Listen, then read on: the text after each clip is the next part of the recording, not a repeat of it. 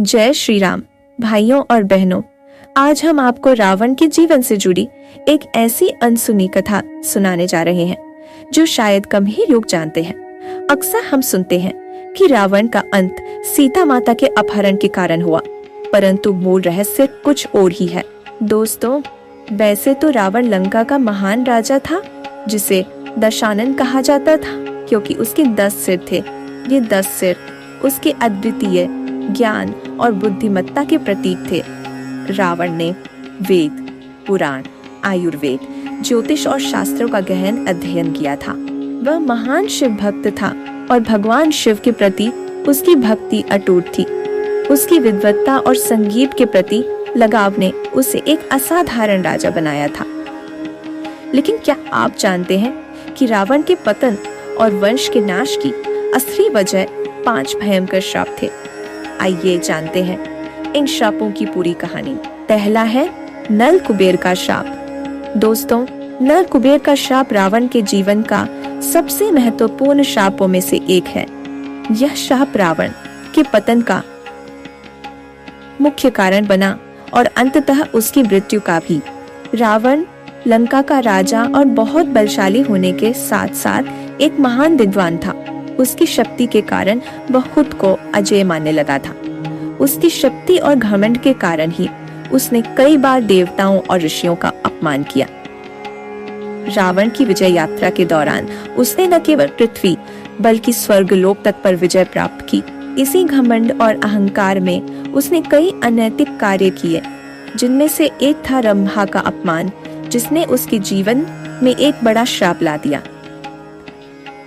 रावण के सौतेले भाई कुबेर के पुत्र का नाम नल कुबेर था। नल कुबेर देवताओं के कोषाध्यक्ष थे और उनके पास अपार धन संपदा थी। रंभा, जो स्वर्ग की एक सुंदर अप्सरा थी, नल कुबेर की पत्नी या वह स्वर्ग की सुंदरियों में से एक थी और उसकी सुंदरता का वर्णन देवताओं और गंधर्वों में खूब होता था। एक दिन जब रंभा स्वर्ग से नल कुबेर से मिलने जा रही थी, तो रावण ने उसे देखा।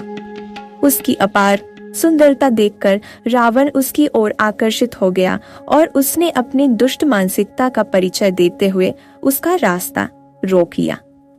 रंभा ने रावण को रोकते हुए कहा, हे रावण, मैं नल कुबेर की पत्नी समान हूँ और आप मेरे ससुर हैं। कृपया इस रिश्ते का आदर करें और मुझे जाने दें। लेकिन रावण ने उसकी बातों को नजरअंदाज कर दिया और अपने दुष्कर्म का प्रयास किया। रंभा असहाय थी और रावण के इस दुर्व्यवहार से अत्यंत आहत हुई। जब नल कुबेर को इस घटना का पता चला तो वह अत्यंत क्रोधित हुए। उन्होंने तुरंत रावण को श्राप दिया। श्राप देते हुए नल कुबेर ने कहा, हे रावण, तुमने मेरे साथ अन्याय किया है, इसलिए मैं तुम्हें श्राप देता हूँ कि आज के बाद तुम किसी भी स्त्री को उसकी इच्छा के विरुद्ध स्पर्श नहीं कर पाओगे। अगर तुमने ऐसा किया तो तुम्हारा शीघ्र ही सर्वनाश हो जाएगा। तुम्हारी मृत्यु निश्चित होगी। यह श्राप रावण के लिए अत्यंत भयंकर था, क्योंकि उसका अत्याचार और वासना पर नियंत्रण न था। लेकिन इस श्राप ने उसकी इच्छाओं पर अंकुश लगा दिया और उसे बहुत बड़ा डर दे दिया। नल कुबेर का यह श्राप रावण के जीवन में एक बड़ा मोड़ लेकर आया। जब रावण ने सीता का अपहरण किया तो वह इस श्राप से भली भांति परिचित था। उसने सीता का अपहरण तो कर लिया, लेकिन इस श्राप के कारण वह कभी भी उन्हें स्पर्श नहीं कर सका। वह भयभीत था कि अगर उसने सीता माता को स्पर्श किया तो वह तुरंत मर जाएगा। दूसरा है ऋषि पुण्यक का श्राप। रावण एक बार अपने घमंड में आकर एक जंगल में विचरण कर रहा था। वहां उसने पुंष्य के आश्रम में जाकर उसे तहस नहस कर दिया। ऋषि पुण्यक ने रावण को श्राप दिया कि उसका अहंकार और अत्याचार उसे और उसके वंश को नष्ट कर देगा। यह श्राप भी रावण के विनाश का कारण बना। तीसरा है नंदी का श्राप। रावण के विनाश की कहानी। रावण, जो शिव का परम भक्त था, एक बार भगवान शिव से मिलने कैलाश पर्वत पहुंचा, लेकिन भगवान शिव उस समय समाधि में थे और उनके वाहन नंदी उनके द्वारपाल के रूप में खड़े थे। रावण ने जब शिव से मिलने की जिद की तो नंदी डैवन और कहा कि भगवान शिव अभी ध्यान में हैं और किसी से नहीं मिल सकते। रावण अपने अहंकार में भरकर बहुत क्रोधित हो गया। उसने नंदी का अपमान करते हुए कहा, तुम्हारा रूप तो केवल एक वानर का है, तुम मुझे क्या रोक सकते हो। यह सुनकर नंदी बहुत दुखी हुए और उन्होंने रावण को श्राप दिया, वानर सेना ही तुम्हारे विनाश का कारण बनेगी। नंदी के इस श्राप को रावण ने हल्के में लिया, लेकिन समय के साथ नंदी का श्राप सच साबित हुआ। जब भगवान राम ने रावण पर आक्रमण किया, तब वानर सेना ने रावण की लंका को घेर लिया और उसका विनाश कर दिया। अंततः भगवान राम ने रावण का वध कर उसके घमंड का अंत कर दिया। इस प्रकार नंदी के श्राप ने रावण के विनाश में अहम भूमिका निभाई। चौथा है माता वेद का श्राप। माता वेदवती एक तपस्विनी थी जो भगवान विष्णु को पति रूप में प्राप्त करने के लिए कठोर तप कर रही थी। वे अत्यंत सुंदर और विद्वान थीं। एक बार जब रावण उनकी तपस्या स्थल से गुजर रहा था तो उसने उनकी सुंदरता पर मोहित होकर उनका अपहरण करने का प्रयास किया।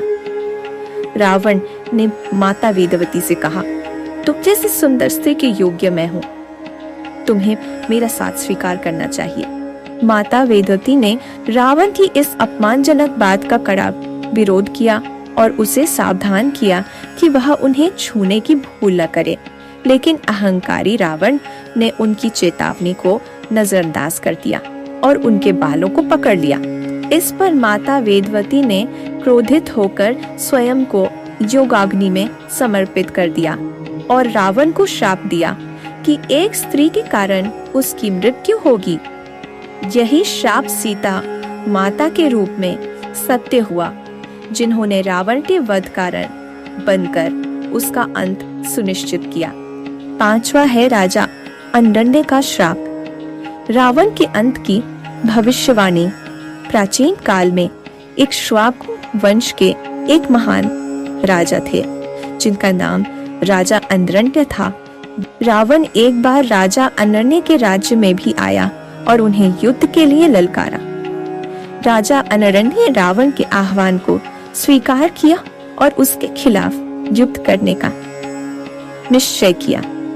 दोनों के बीच भयंकर युद्ध हुआ, लेकिन रावण की मायावी शक्तियों के सामने राजा अनरण्य हार गए। युद्ध में पराजित होने के बाद जब राजा अनरण्य मृत्यु के निकट थे तो उन्होंने रावण को श्राप दिया, हे रावण, मैंने तुम्हारे हाथों पराजय स्वीकार की है, लेकिन याद रखना, तुम चाहे कितनी भी शक्तियों का प्रयोग कर लो, अंत में तुम्हारा नाश मेरे ही वंशज राम के हाथों होगा। यह श्राप भविष्यवाणी के रूप में सच साबित हुआ। जब भगवान राम, जो राजा अनरण्य के ही वंशज थे, ने रावण का वध किया और उसकी दुष्टता का अंत किया। रावण का पतन, इन श्रापों की परिणति, इन 5 श्रापों के कारण रावण का अंत निश्चित हो गया था। सीता का अपहरण रावण की अहंकार की चरम सीमा थी, लेकिन उसके पतन की असली जड़ें इन श्रापों में थी। अंततः भगवान राम ने उसका वध कर उसे उसके पापों से मुक्त किया, लेकिन उसके साथ ही उसके वंश का भी नाश हो गया। उसकी लंका जलकर राख हो गई और उसका साम्राज्य खत्म हो गया। सीख, रावण का जीवन हमें यह सिखाता है कि चाहे कोई कितना भी ज्ञानी और बलशाली क्यों न हो, अगर वह अधर्म और अहंकार के मार्ग पर चलेगा तो उसे अपने कर्मों का फल भुगतना ही पड़ेगा। भगवान राम का संदेश है कि धर्म, विनम्रता और सत्य की जीत हमेशा होती है। तो भाइयों और बहनों, अगर आपको ये कहानी पसंद आई हो तो इसे लाइक करें, शेयर करें और हमारे चैनल को सब्सक्राइब करना न भूलें। जय श्री राम।